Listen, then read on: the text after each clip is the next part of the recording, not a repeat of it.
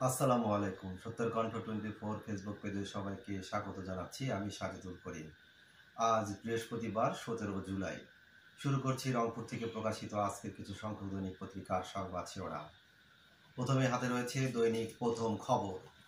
প্রথম খবরের সংবাদ শিরোনামে রয়েছে রংপুরে জুলাই শহীদ দিবস ও শহীদ আবু সাইদের প্রথম শাহাদত বার্ষিকী পালিত। পাশাপাশি রয়েছে বেরবিতে জুলাই শহীদ দিবসের অনুষ্ঠান মঞ্চে শহীদ পরিবার ও দর্শক সারিতে দুই উপদেষ্টা। পাশে আরেকটি সংবাদ শিরোনাম জাতীয় ঐকমত্য কমিশনের সভা অনুষ্ঠিত। দৈনিক প্রথম খবর।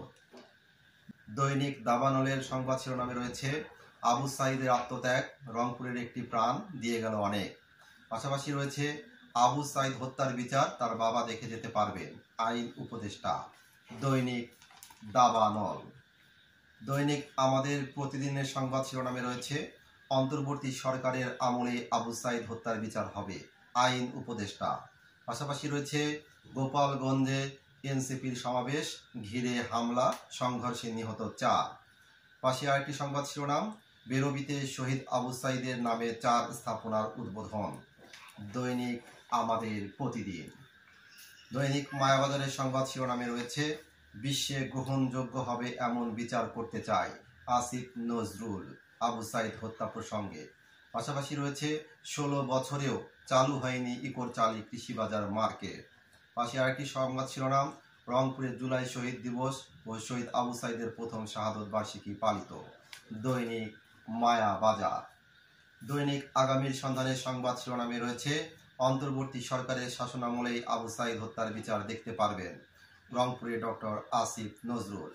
পাশাপাশি রয়েছে আবু সাইদের শাহাদত বার্ষিকী অনুষ্ঠানে উপদেষ্টা রিজওয়ানা হাসান, শহীদদের প্রতি ন্যায় বিচার করতে হলে সমাজকে বদলাতে হবে। পাশাপাশি আরেকটি সংবাদ শিরোনাম এনসিপির সমাবেশ ঘিরে হামলা, সংঘর্ষ, কারফিউ জারি, রণক্ষেত্র গোপালগঞ্জ নিহত 4। দৈনিক আগামীর সন্ধানে।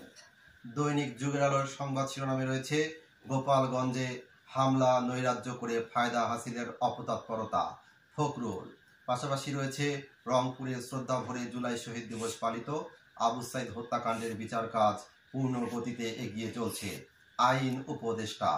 দৈনিক যুগের আলো। এই ছিল রংপুর থেকে প্রকাশিত আজকের কিছু সংখ্যক দৈনিক পত্রিকার সংবাদ শিরোনাম। নিয়মিত সংবাদ জানতে চোখ রাখুন সত্যের কণ্ঠ 24.com।